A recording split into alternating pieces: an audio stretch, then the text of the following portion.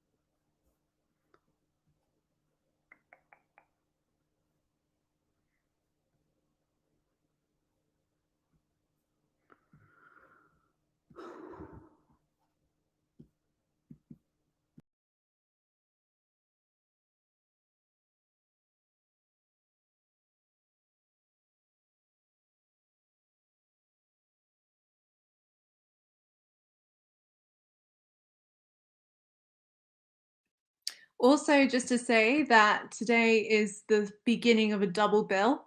So we're having ENT emergencies today, and then tomorrow at 7 p.m. We'll be having common ENT procedures as well. So feel free to register for that one too. It's on our Facebook event, and I can post the link here as well.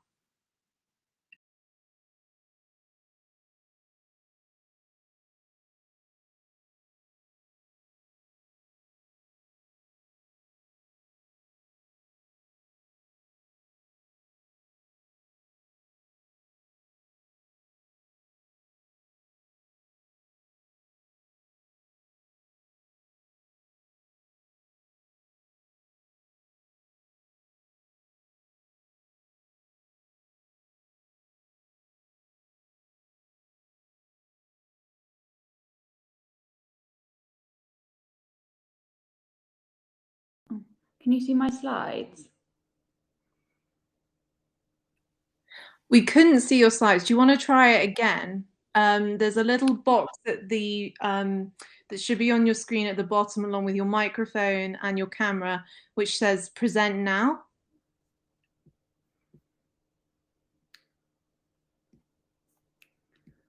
Yeah, it's not letting me. It's very odd. Sorry, guys.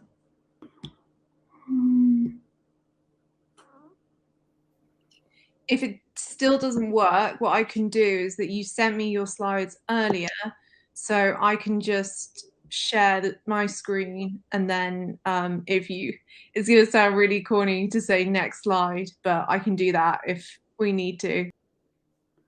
Yeah, sorry, I'm not sure why it's not coming up. Let me just.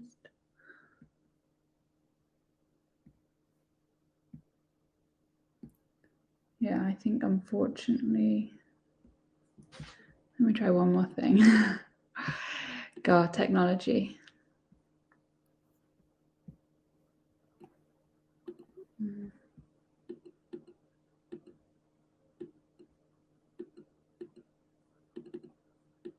Yeah, I think unfortunately we might have to do that. I'm sorry about that.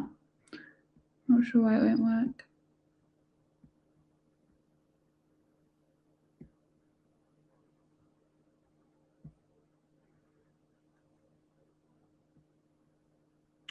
Are you happy to do that? Is that okay? Yeah, that's fine. I'm just trying to get it up at the moment. Are you using a Mac? Because sometimes you have to give it permission to share your screen as well. Yeah, I am using a Mac. Yeah, I did give it permission to use anything. Events main stage.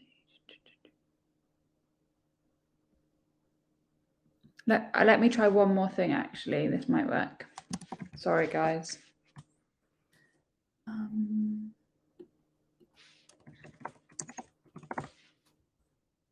It's strange. I've never actually had this problem before. We've used this a couple of times. Usually it's working. Times.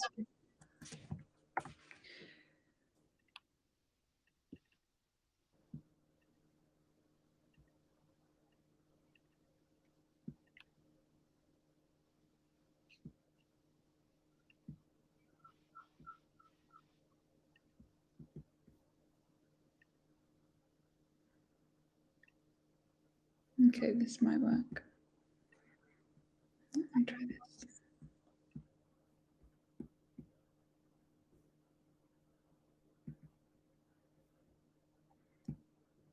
Is that working? Yes, that's working. Well done.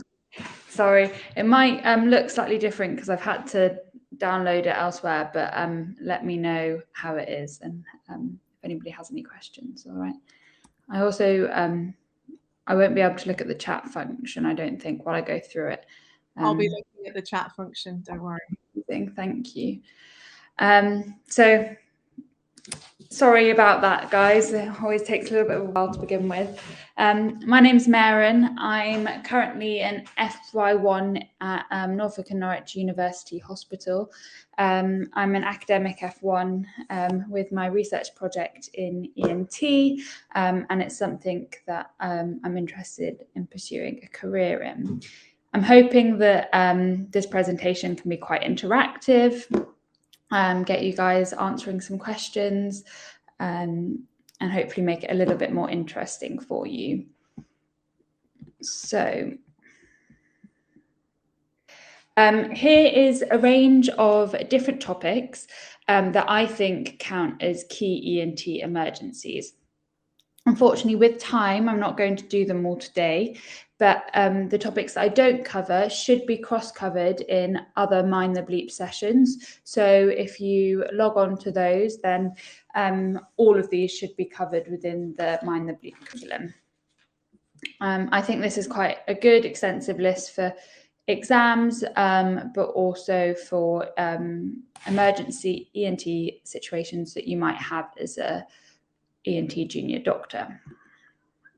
So moving on to,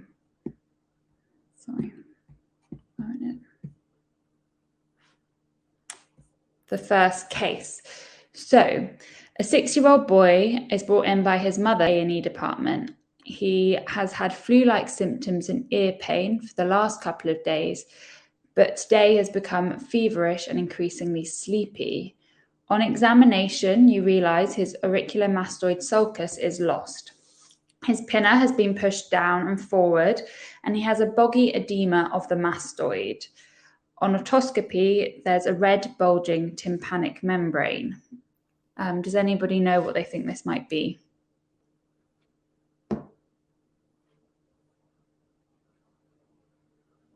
You've got one answer, mastoiditis. Lovely, well done. Exactly, mastoiditis. So mastoiditis is a rare complication of acute otitis media. It's where the infection spreads to form an abscess in the mastoid air spaces of the temporal bone. The presentation I gave you in the case, very typical. You get this tender boggy swelling over the mastoid, as you can see in this picture, pinna pushed down and out.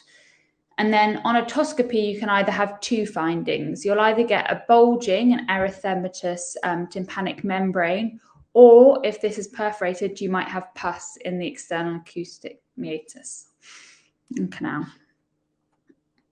So, managing these patients, you need to admit them, you need to bloods, give them IV antibiotics, analgesia. Does anybody know what you would say for what antibiotics you'd give them? It's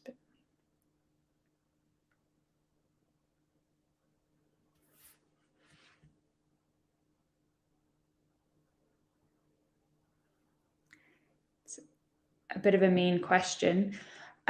So the antibiotic choice, you want something that can cross the blood-brain barrier in case mastoiditis further spreads. The general antibiotics of choice would be ceftriaxone and metronidazole. However, you'd always use trust guidelines, and that's something that for exams, that's a good thing to say. Sort of, I would consult trust guidelines because it might be different in different hospitals. If after 24 hours of IV antibiotics, there's no improvement, this is when you then do CT of the temporal bones. And you'd have a low threshold to do a corticomastoidectomy because of the risk of complications. So the key complications with mastoiditis are mastoid abscess, intracranial spread, and meningitis. So now moving on, if anybody has any questions, by the way, just type them in the chat box and we'll get them to be shouted out. So this is a slightly more simple one, and I've not really got a history for it, but what do people think this is?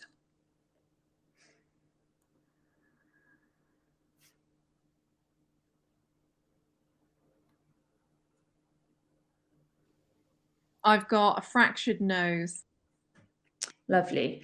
Does anyone know what key management for this would be?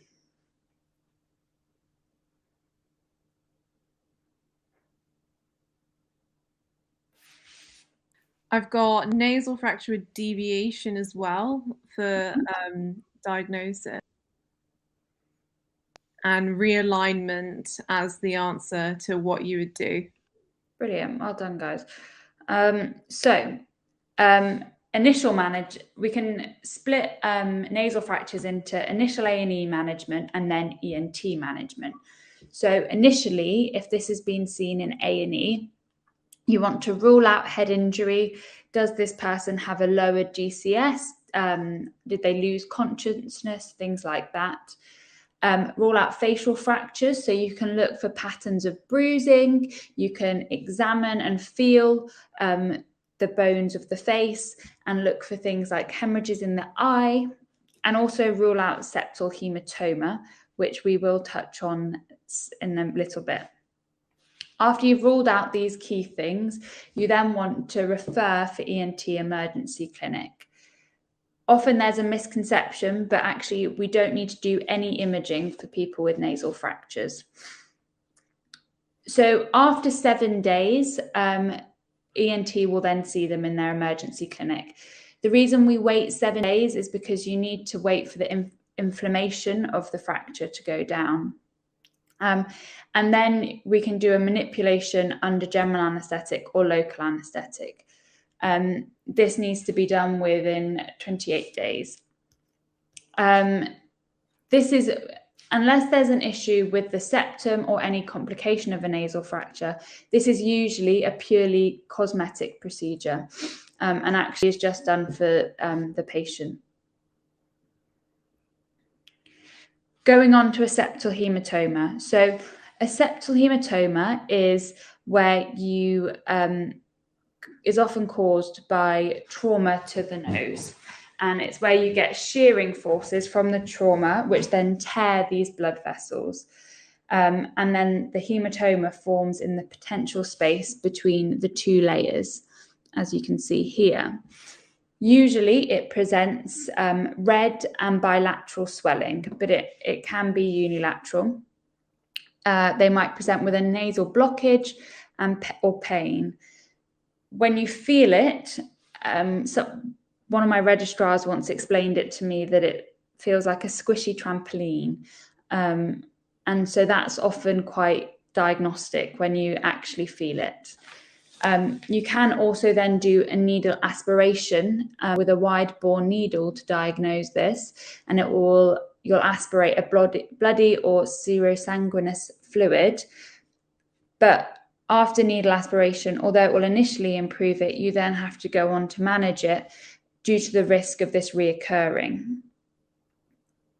So what you then do to manage this septal haematoma. This is not something that an SHO would be expected to do on their own, and you'd need to involve an ENT registrar. An incision and drainage would occur under general anaesthetic.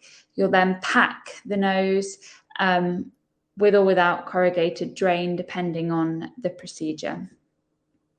It's often good to then cover this with antibiotics for risk of infection. And if when you drain it, you think there's likely an infection, send cultures off. It's always best practice to make sure the antibiotics we're using are targeting the right infection. All of these patients need a follow-up within 2 to 3 weeks. And the main reason we follow these patients up is because there are some quite serious complications with septal haematoma. So you can get avascular necrosis of the septal cartilage. And this can lead to septal perforation, as you can see in this photo here, the hole in the nose, which in turn might lead to a saddle nose deformity. Other key complications are septal abscess. The risk with a septal abscess is the nose is a danger area, and it can lead to intracranial spread by the venous drainage of the midface, and this can actually lead to a cavernous sinus thrombosis. So really serious outcomes, and definitely ones we want to look out for and make sure we monitor. Case 3. So we've got an 8-year-old boy whose father brings him in to the GP. He's had a blocked nose with yellow discharge and a frontal headache for the last 2 weeks. But Dad's now concerned because he's developed this redness and swelling around his eye. On examination, he's feverish. His left eyelid is red, tender, and swollen, and he's not able to fully open his eye. He does, however, have no change in his vision. What do people think this is?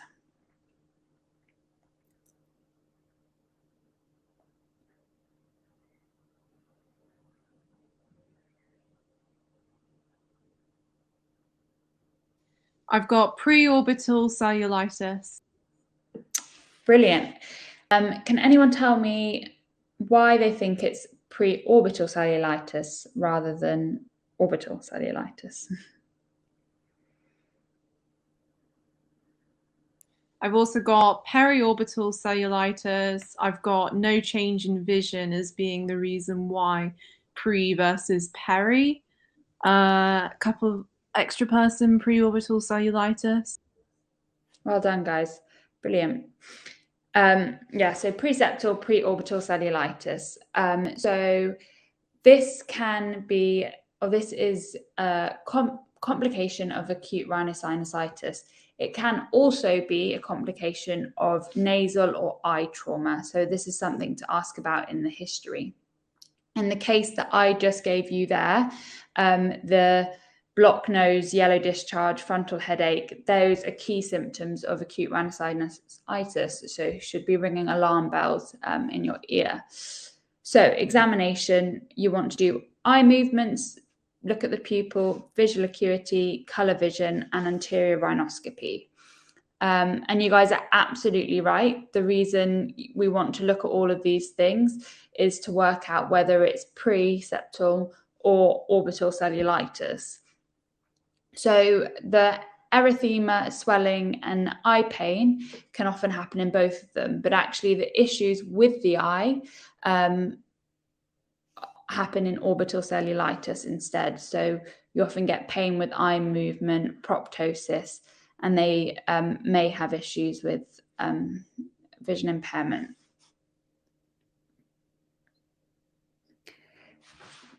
I wouldn't get overly caught up on this, but it's something to be aware of. So this is the Chandler's classification of, and it kind of links them all together. So you've got pre-septal cellulitis, orbital cellulitis, subperiosteal abscess, orbital abscess, cavernous sinus thrombosis. And I think being aware of this classification and the different stages is quite helpful to make you realize partly why we're so interested in working out where in this classification it is. Orbital cellulitis is more likely to lead to visual loss, which is why we need to understand quickly and act on this appropriately. So management of pre-septal cellulitis. So whatever happens, you want to involve the ENT team, the pediatric team, and the ophthalmologist.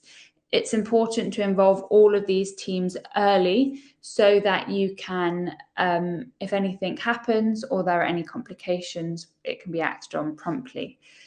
IV antibiotics. I was looking at mine, and my trust suggested IV coamoxiclav, but I've also discussed it with other people and they've suggested ceftriaxone and metronidazole instead. So again, I would use your trust guidelines when you're looking at this. Manage the patients with nasal decongestants and nasal douching. And this is particularly if the cause is likely to be acute rhinosinusitis, because it will help with that. If there's no improvement in 24 hours, or if these patients develop neurology, you want an urgent CT head done. And then if there's still no improvement with IV antibiotics, or you're concerned about anything, surgical drainage is the option. And this can be either be an internal surgical drainage or external. So now moving on to conditions of the throat. So moving on to airway emergencies. So I think this is one of the key topics that are really important to cover. And airway, as you know, is the first part of an A2E assessment. And if an airway is compromised, this is the thing that's going to kill patients first. So when you usually go to assess these patients, if you're on the ward and an alarm bell gets called or anything like that, first of all, you want to know the resus status of this patient. That sounds like it's taking away from assessing the patient to begin with, but I've been in scenarios where you're doing an A2E assessment, a patient becomes unresponsive, and actually knowing whether or not they want to be resuscitated is really important. A prompt review of the patient, so doing an ample, learning about their allergies, medications, past medical history, last meal, and events surrounding their illness can be helpful. And discussing that, the nurse who's been looking after them can often tell you all of this information rather than you searching through their notes. And then begin your A2E assessment. So, the way these patients might present: cyanosis, seesaw breathing. So this is where you get paradoxical respiration. The anterior chest is pulled in and down as the abdo expands, and this is a key sign of respiratory failure. Use of accessory muscles, diminished breath sounds, stridor and stertor. Do people know the difference between these two?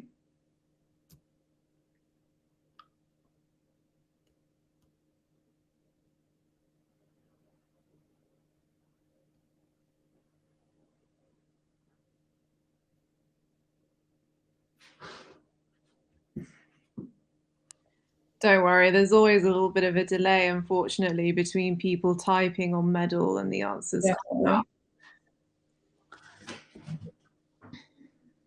I'll wait until see if anyone does.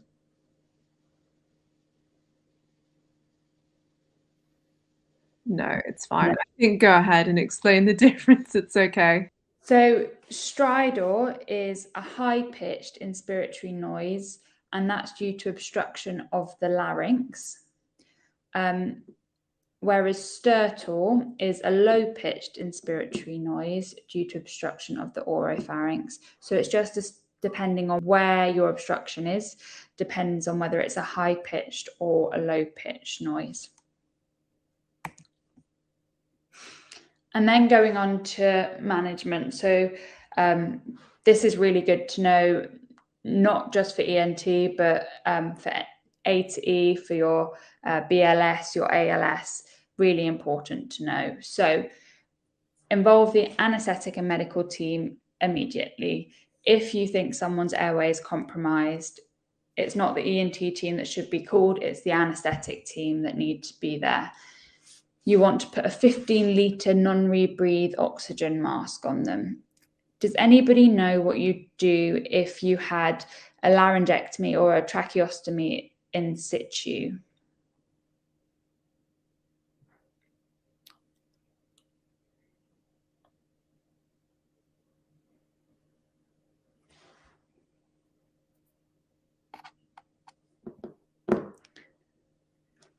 So if someone's got a tube in their throat, it's important that you put the oxygen both over their mouth and over their other airway, so over the tracheostomy site.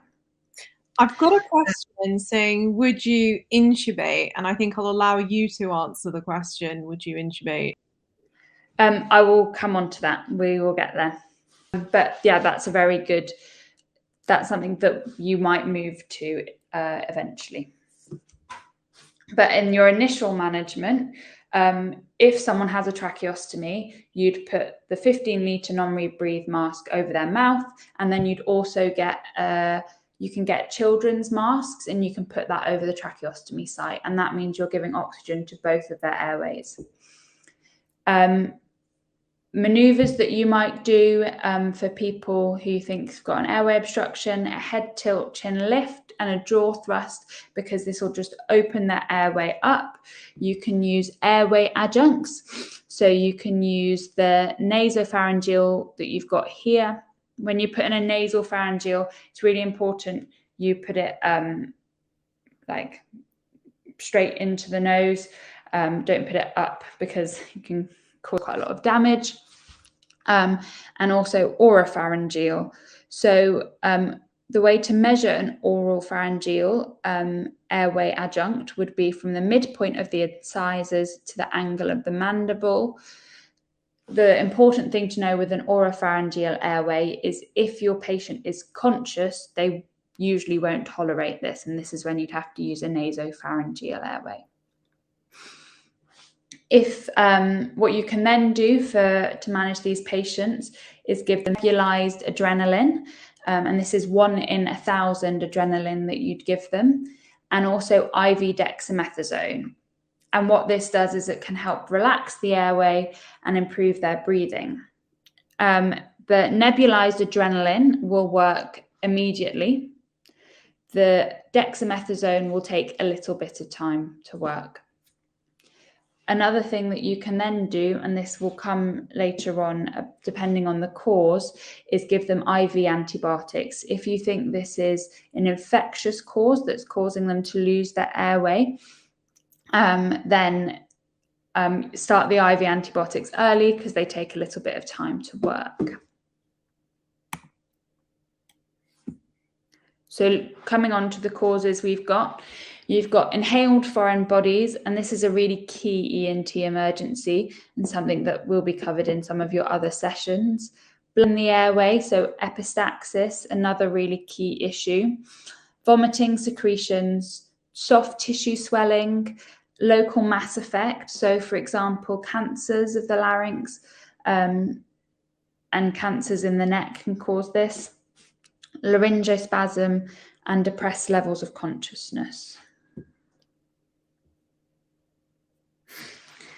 So I think this initial management is the key thing that you should really all know. And new guidance has suggested that the anaesthetist should always be the first point of call in an airway emergency, not the ENT team. The ENT team will get called if there's difficult anatomy, which means that intubation is going to be difficult. So in patients, the anaesthetist, when they're involved, if all of the things that you've done so far in your process of managing the airway has not worked, they will go and intubate the patient. But if they're worried that actually they won't be able to intubate the patient because of an upper airway obstruction, for example, if your patient's had an anaphylaxis and they've got a really swollen airway, the anaesthetist might not actually be able to intubate those patients very well. And this is where ENT would get involved. Again, this is not something as an SHO you'd be involved in and you'd get your senior help immediately. But they might then consider doing an emergency tracheostomy. And when the patient becomes more stable, they might perform a flexible nasendoscope just to have a look at what's happening. But actually, most of the time, it's the anaesthetist that will deal with these situations if it can't be dealt with on the ward. Just to go into a bit more information about a tracheostomy, it's something that I definitely struggled with getting my head around at university a little bit. So a tracheostomy is used for multiple reasons, just like I've spoken about, in emergency to secure and maintain a safe airway if there's an upper airway obstruction, but it can also be used for other reasons. So weaning off ventilation in ITU, airway protection, and long-term ventilation in some patients. How it's done. So a horizontal incision is made midway between the cricoid and suprasternal notch. And usually we create a window in the cartilage between the second and third tracheal ring. Straps are then divided in the midline, the tube's inserted, the cuff's inflated, and then the tube is secured to the skin. Again, this isn't something that you guys need to know how to do, but it is good to sort of understand the procedure and the anatomy of it. And I'm just going to go over different types of tracheostomies and things to be aware of, because I think this is quite helpful. So the two pictures I have here are a cuffed and a non-cuffed tracheostomy.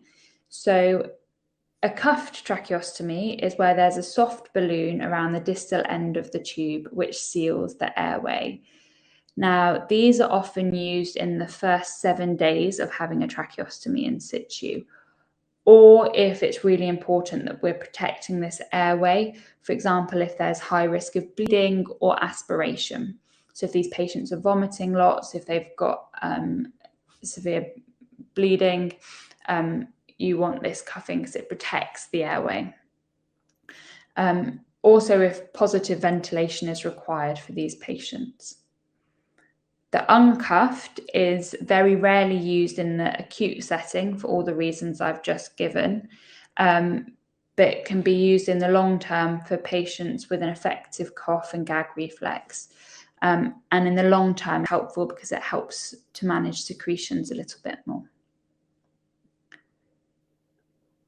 The next few things I'm going to speak to you about is fenestration. So as you can see here, some of these tracheostomy tubes have holes in them. So these holes will allow for speech for these patients, which is important if patients are going to have the tracheostomy in long term. However, it does increase the risk of aspiration. If someone has a fenestrated tracheostomy tube put in, if you're concerned about their airway and they're going to need emergency ventilation, you can remove the fenestrated one and put a non-fenestrated one in. this will mean that they can't talk for that period of time, but it has no openings, so it's better for emergency ventilation. And then just bringing up this picture clearly. So you can have an inner cannula in the tube. There is something called a single cannula where you don't have the inner one, but this is actually very rarely used due to the risks of blockage. So the inner cannula is really helpful and useful because you can remove it and clean it, and this reduces your risk of blockage and helps create a more safe airway. If you guys get the opportunity, ENT wards will have loads of tracheostomies. You can often speak to a tracheostomy nurse, and actually I think it's quite helpful to have a look at all the different types of tracheostomy and see them, because I think it helps you remember them a lot more, and seeing it kind of it helps to improve your understanding of what they do and how it works. So going on to key complications of tracheostomy. So same with a lot of different things: bleeding, infection, as with most procedures, airway obstruction. They can dislodge, they can cause a pneumothorax if done incorrectly, and you can get a persistent tracheocutaneous fistula. I was just going to ask, are there any contraindications for a cuffed apparatus?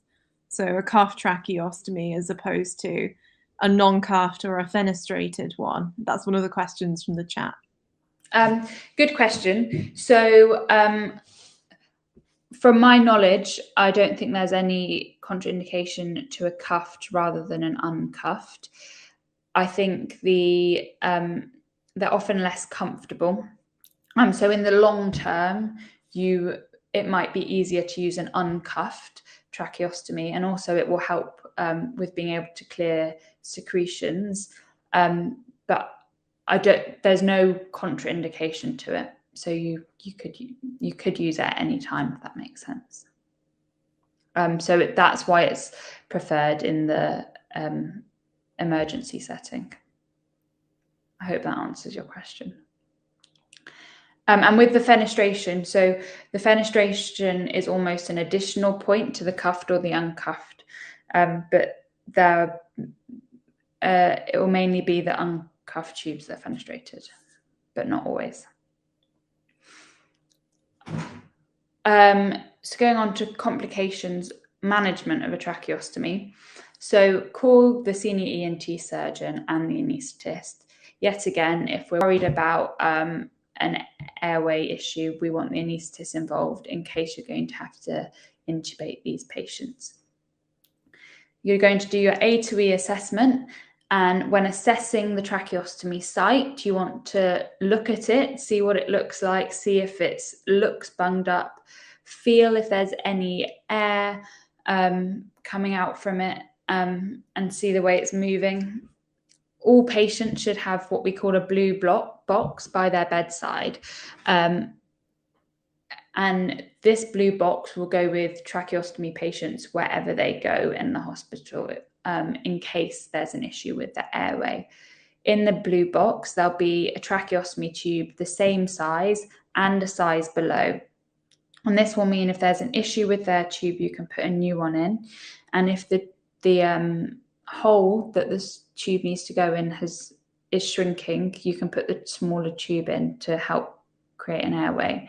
And so tracheal dilators, so you can open up if you need to. Two of the key emergencies that I wanted to discuss with you is one, what happens if the tube's dislodged. So if it becomes dislodged, you want to lie the patient flat with their neck extended as far as possible. You can then use the tracheal dilators to part the soft tissue and then suction. So you can either get the suction on the ward, or you can get a finger suction pipette, which you can hold at the end and you can suction bits out from. And a lot of the blue boxes will have a suction tube like that in it as well. And then you want to insert a new tube and inflate the cuff. If you're concerned about airway obstructions, Again, you want to suction to remove secretions or plug. If there's a blockage, you want to remove the inner cannula. And this is why, when I was discussing whether you have a single or a double cannula, this is the benefit of having a double cannula, so that you can remove the inner one and clean that off. You could then perform flexible nasendoscopy to ensure that the tube's in the correct location. If none of this is working, you want to deflate the cuff, and endotracheal intubation is still possible in these patients. Lots of people don't think it is, but you can intubate people beyond this point, and this will ensure that they have an airway. And this is why you want to get the anaesthetist involved early on. So going back a little while ago now, but someone's suggestion in the chat of, can you intubate these patients? Yes, absolutely. And it should be something that you do think about if you're really concerned. So now going on to the next case. So post-tonsillectomy bleeding. So tonsillectomy bleed can either be less than 24 hours, and this is called primary, or over 24 hours, and this is secondary. A secondary bleed usually occurs between 4 to 9 days. Something that sometimes comes up in exams, but also really important to be aware of if someone presents to you with a small bleed following a tonsillectomy, is that a small self-limiting bleed can actually lead to a larger bleed, and something that you should be aware of. How you manage these patients. So you'd want to admit them. All patients, even if it's a small bleed, you want to admit, and you want to inform your senior as soon as possible. The reason for this is because of the high risk of a major hemorrhage.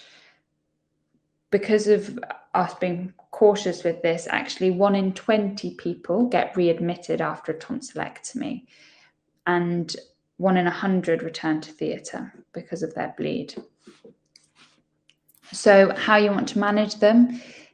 A to E assessment, as always. Make sure that this bleed isn't causing them to have an airway issue. Make sure it's not causing them to be hemodynamically compromised. You want to look at their blood pressure, their heart rate, rest rates, things like that.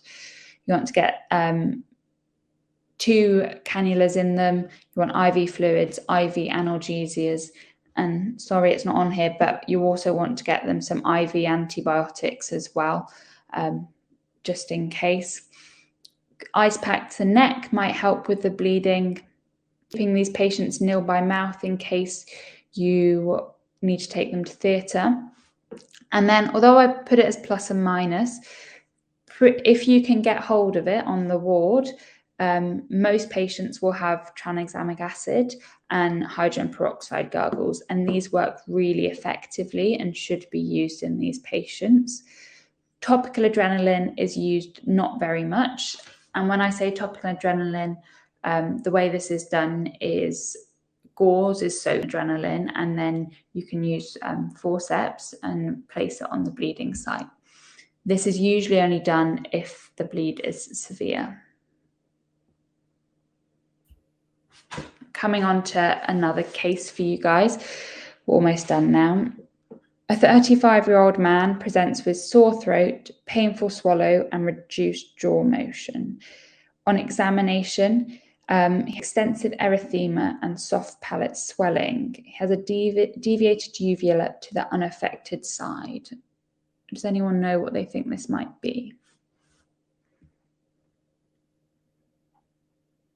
I've got peritonsillar abscess. I've got Quinsy, another peritonsillar abscess as well. Brilliant. Well done, guys. And before I move on, does anyone know what the word is for reduced jaw motion? That's a medical term. I've got trismus. Brilliant. Well done. So Quinsy or peritonsillar abscess, exactly right. Well done, guys. Presentation, severe sore throat, adenophagia, Some people describe it as a hot potato voice. So imagine someone speaking like they've got a real potato in their mouth. Trismus, so yeah, that's the issues with their jaw, and a deviated uvula. Management of this is actually something that as a ENT SHO, they quite often are involved in peritonsillar abscess drainage, and it can either be with a needle aspiration or incision and drainage. You want to cover all of these patients with antibiotics, yet again using trust guidelines, but you probably want something broad spectrum, and also analgesia, because these patients will be in quite a significant amount of pain.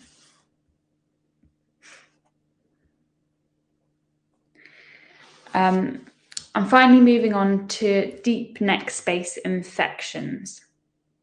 So there are two different types of deep neck space infections. There's a parapharyngeal abscess, which is where infection spreads to the potential posterolateral to the potential space posterolateral to the nasopharynx, or a retropharyngeal abscess, which is where an infection spreads to the potential space anterior to the prevertebral fascia.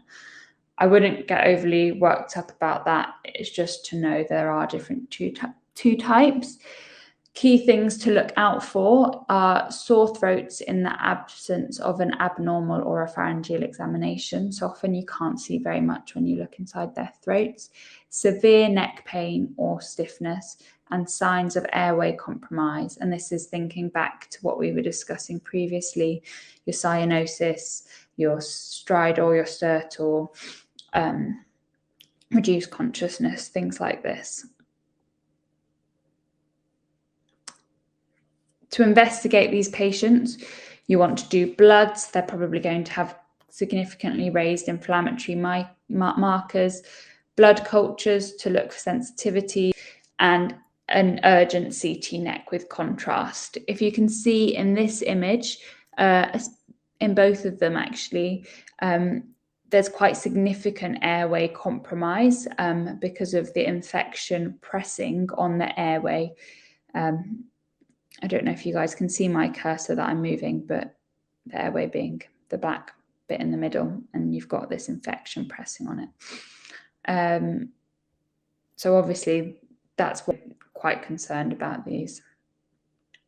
And it's a serious ENT emergency for that reason, because there's a rapid deterioration often in these patients, causing airway compromise and poor outcomes.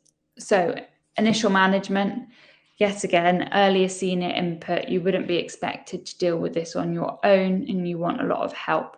You want to nurse the patient at 45 degrees. They definitely shouldn't be lying on their back. Broad spectrum antibiotics. The reason you want this is because often the cause of deep neck space infections are polymicrobial, and therefore you want something that targets all of these things. Humidified oxygen with saline can help. And then you want a low threshold for intubation for these patients because of the risk to airway. You then are likely to go on to surgical management, and a low threshold for this as well. And that's all. Sorry, that was a very whistle-top talk. Does anybody have any questions at all?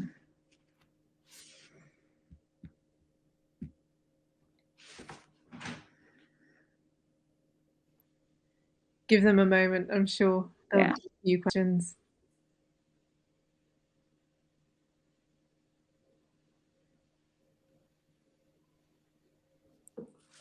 But yeah, for those who weren't here earlier, if you go to the feedback chat, I've put a message there saying provide feedback, and you also would have been sent an email, hopefully, to your inboxes saying provide feedback as well. And that's how you get your certificates. Otherwise, just to give you a bit of thank you very much.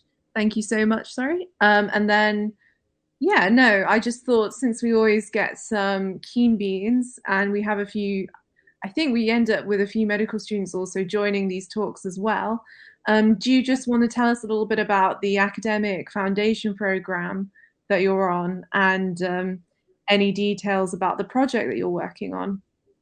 Yeah, absolutely. So I'm doing an AFP in Norwich, which I get a 4-month block in my second year. So my block is between November and April of my second year. And the reason I chose to do it in Norwich is because I get to choose my topic. I found for anyone who is interested in ENT, an academic ENT, I'm more than happy for you to contact me. I've found it difficult because lots of AFP programs, you can't choose necessarily the project you want to do. Often they're decided for you in advance, or there's a list that you can choose from. Whereas in Norwich, if you find a supervisor, you can do it in whatever you want to do it in. So my research project is to do with identifying people with smell and taste loss following head injury. So head injury is often a forgotten cause of smell and taste loss, but something that actually significantly impacts people in the long term. So yeah. But if anyone wants to contact me about anything I've spoken about today, or about an academic ENT route or anything, I'm more than happy to discuss with you guys. My email's on the slide. Great. No, so we don't have any questions that have come up, but again, feel free to ask them. Otherwise, I'm just going to say thank you so much for coming and agreeing to give this talk. It's been really, really interesting and also really concise as well, which is important, I think, and very interactive as well. Yeah, I can't see any, like I said, any questions coming through. But yeah, again, general housekeeping, certificates. This video will be posted on Medal in a couple of days. It just takes some time to process, and then it will be put up on YouTube after that. And we've also got tomorrow at 7 p.m. we have common ENT procedures. And also, I was wondering, I'm as the ENT lead for Mind the Bleep. We're always looking for authors and other contributors as well. So if you're interested in contributing an article, feel free to get in touch as well.